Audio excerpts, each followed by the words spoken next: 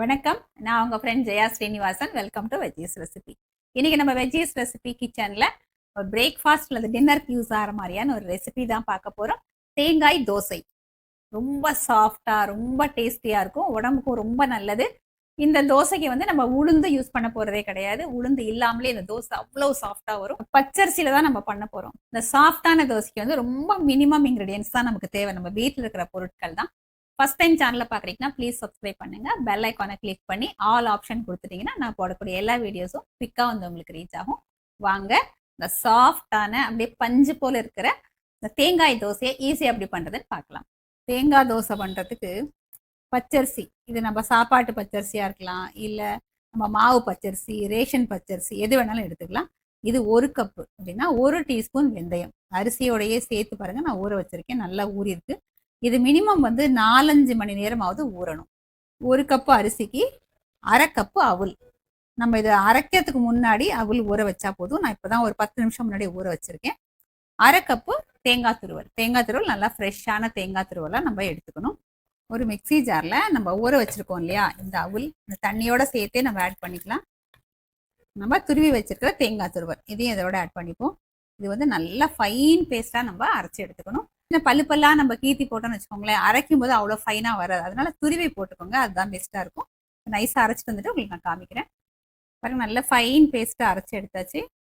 பாருங்க, இந்த மாதிரி நல்லா அரைச்சிக்கணும். அரைச்ச இந்த மாவை நம்ம ஒரு பவுலுக்கு ட்ரான்ஸ்ஃபர் பண்ணிக்கலாம். இப்போ மிக்சி ஜாரில் பச்சரிசியும் வெந்தயத்தையும் ஊற வச்சுருக்கோம் இல்லையா, இதை ஆட் பண்ணிக்கலாம். தண்ணியை நல்லா வடிய விட்டுட்டு அரிசியை போட்டு நம்ம ஃபஸ்ட்டு அரைச்சிட்டு அதுக்கப்புறம் கொஞ்சம் கொஞ்சமாக தண்ணி சேர்த்துக்கும் போது நல்லா நைஸாக அரைச்சிட முடியும். ரொம்ப ஃபாஸ்ட்டாக அரைச்சிடும். ஆரம்பத்தில் நம்ம தண்ணி ஊற்றிட்டோம்னா அரைக்க ரொம்ப லேட் ஆகும். இதையும் நல்லா ஃபைன் பேஸ்ட்டாக அரைச்சி எடுத்துகிட்டு வந்துட்டு உங்களுக்கு காமிக்கிறேன்.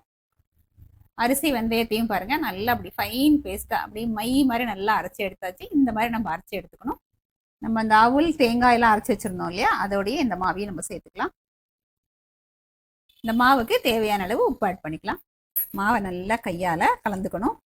நம்ம ஃபஸ்ட்டு வந்து அவுல் தேங்காய் அரைச்சோம், அதுக்கப்புறம் அரிசி வெந்தயம் போட்டிருக்கோம். உப்போடு சேர்ந்து எல்லாமே நல்லா கலந்தால் தான் நமக்கு நல்லா ஃபர்மெண்ட் ஆகும். நல்லா அப்படி சுற்றி விட்டு நல்லா மிக்ஸ் பண்ணிக்கணும். தேங்காய் சேர்க்கும் போது அந்த கருப்பு ஓடுலாம் இல்லாமல் வெறும் அந்த ஒயிட் போர்ஷன் மட்டும் போட்டிங்கன்னா அந்த சின்ன சின்னதாக கருப்பாக தெரியுது பார்த்தீங்களா, இது கூட இருக்காது. மாவு நல்லா வெள்ளையாக இருக்கும். மாவு நல்லா மிக்ஸ் பண்ணியாச்சு. ஒரு தட்டு போட்டு மூடிடலாம். நார்மல் மாவோட இது ஃபர்மெண்ட் ஆகிறதுக்கு கொஞ்சம் லேட் ஆகும். 6லேருந்து 8 மணி நேரத்தில் ஃபர்மெண்ட் ஆகுதுன்னா இது ஃபர்மெண்ட் ஆகிறதுக்கு 10லேருந்து 12 மணி நேரம் ஆகும். மாவு புளிச்சதுக்கு அப்புறம் நம்ம பார்க்கலாம். இப்போ நம்ம தேங்காய் தோசைக்கு மாவு அரைச்சி வச்சு 12 மணி நேரம் ஆயாச்சு. ஃபர்மெண்டேஷன் எந்த அளவுக்கு ஆயிருக்கு பாருங்க. நல்லா ஃபர்மெண்ட் ஆயிருக்கு. தேங்காய் சேர்த்து அரைச்சதுனால மாவு நல்ல வெள்ளையா இருக்கு. மாவு நல்லா மிக்ஸ் பண்ணியும் காமிக்கிறேன் பாருங்க. பர்ஃபெக்டா இருக்கு. கன்சிஸ்டன்சியுமே கரெக்டா இருக்கு. நம்ம இதுலையுமே தண்ணி எதுவும் ஆட் பண்ண வேண்டிய அவசியமே இருக்காது. வாங்க தேங்காய் தோசை பண்ணிடலாம். நம்ம இந்த மாவுக்கு தண்ணி எதுவும் ஆட் பண்ண வேண்டியதில்லை. நம்ம அரைச்ச மாவே பர்ஃபெக்டான கன்சிஸ்டன்சியில் இருக்குது. கல் நல்லா சூடாயிடுச்சு பாருங்கள். இந்த மாதிரி ஊற்ற வேண்டியதுதான். ரொம்ப ஸ்ப்ரெட் பண்ணாமல் அப்படியே விட்டோம்னா தானாக ஸ்ப்ரெட் ஆகிடுச்சு பாருங்கள். இப்போ ஃப்ளேமை மீடியமுக்கு மாற்றிக்கலாம். பாருங்கள், சின்ன சின்ன சின்னதாக ஹோல்ஸ் வருது பார்த்தீங்களா, அவ்வளோ சாஃப்டாக இருக்கும் இந்த தோசை. ஒரு நிமிஷம் விட்டுட்டு அதுக்கப்புறம் ஊற்றி எண்ணெய் ஆட் பண்ணிக்கலாம். ஹோலாக பாருங்கள், எப்படி நல்லா வந்துட்டு மூடி வச்சிடலாம். இப்போ பாருங்கள், அழகாக வெந்து நல்லா சாஃப்டாக ரொம்ப சூப்பராக இருக்குது பாருங்கள். எடுக்கிறதுக்கும் ஈஸியாக வரும் பாருங்கள், எந்த அளவுக்கு அருமையாக இருக்குது. இதை சர்விங் பிளேட்க்கு எடுத்துக்கலாம். இந்த சைட் பாருங்கள், நல்லா மொறுமொருன்னு இருக்குது, நல்லா சாஃப்டாகவும் இருக்குது. இதே மாதிரி நம்ம எல்லா தோசையும் பண்ணி எடுத்துக்கலாம். இது கொஞ்சம் இப்படி தூக்குனா மாதிரி மாவு விட்டிங்கன்னா தானாகவே ஸ்ப்ரெட் ஆகிக்கும். பாருங்கள், தோசை நல்லா வெந்தாச்சு. எடுக்கும் போதே தெரியுது பாருங்கள், சாஃப்டாக இருக்குது அப்படிங்கிறது. நம்ம கம்மி எண்ணெய் விட்டோம்னா மொறுமொறுப்பு இல்லாமல் இந்த மாதிரி லைட்டாக வரும். எண்ணெயே ஊற்றாமையே நம்ம பண்ணலாம். நல்லா வெள்ளை வெள்ளையாக வரும். நமக்கு எப்படி வேணுமோ நம்ம அப்படி பண்ணிக்கலாம். சாஃப்டான தேங்காய் தோசை சர்விங்க்கு ரெடி. பாருங்கள் எவ்வளோ சாஃப்டாக இருக்குது அப்படிங்கிறத காமிக்கிறேன். பாருங்கள் எப்படி நல்லா அப்படியே ஓட்டையாக வந்து பாருங்கள், அப்படியே பஞ்சு பஞ்சாக இருக்குது பாருங்கள். நம்ம இப்படி ரோஸ்ட்டாக வேணும்னாலும் இந்த மாதிரியும் நம்ம எடுத்துக்கலாம். இந்த கலர்லேயும் நம்ம எடுத்துக்கலாம். இல்லை வெள்ளையாக வேணும் அப்படின்னாலும் நம்ம பண்ணிக்கலாம். எண்ணெயே சேர்க்காமையும் இந்த தோசை நம்ம பண்ணலாம்.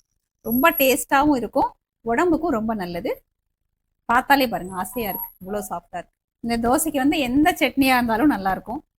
ஏன்னா இது மைல்டா இருக்கும். இப்போ கொஞ்சம் காரசாரமாகவும் சாப்பிடலாம், இல்லை பொடி தொட்டும் சாப்பிடலாம், இல்லை நம்ம ஆப்பம்லாம் சாப்பிடுவோம் இல்லையா, தேங்காய் பால் அப்படி சாப்பிட்டாலுமே ரொம்ப நல்லா இருக்கும்.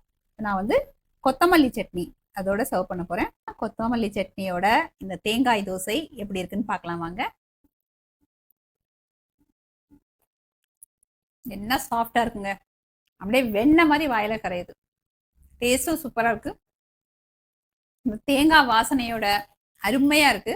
நல்ல காரசாரமான சட்னியோட சாப்பிட்டாலும் நல்லா இருக்கும். மைல்டா வெறும் தேங்காய் பால் தொட்டு சாப்பிட்டாலும் நல்லா இருக்கும். இல்லை நம்ம அந்த மிக்ஸ்டு வெஜிடபிள் ஒயிட் குருமா இருக்கு இல்லையா, அது தொட்டு சாப்பிட்டாலும் நல்லா இருக்கும். உளுந்தே சேர்க்காம எவ்வளோ சாஃப்டான தோசை பாருங்க, ரெடி ஆயிடுச்சு. தேங்காய் சேர்த்ததுனால நல்லா வயிற்றுக்கு குளிர்ச்சியா இருக்கும். கண்டிப்பா எல்லாருமே ட்ரை பண்ணி பாருங்க. ஈவன் இது லஞ்ச் பாக்ஸ்க்கு எடுத்துட்டு போனாலும் காயாது, ட்ரை ஆகாது, அப்படியே சாஃப்டாவே இருக்கும். எப்படி இருந்ததுன்னு கமெண்ட்ல சொல்லுங்க, லைக் பண்ணுங்க, உங்க ஃப்ரெண்ட்ஸ் அண்ட் ஃபேமிலியோட ஷேர் பண்ணுங்க. புது ரெசிபியோட நாளைக்கு நான் உங்களை மீட் பண்றேன். தேங்க்ஸ் ஃபார் வாட்சிங்.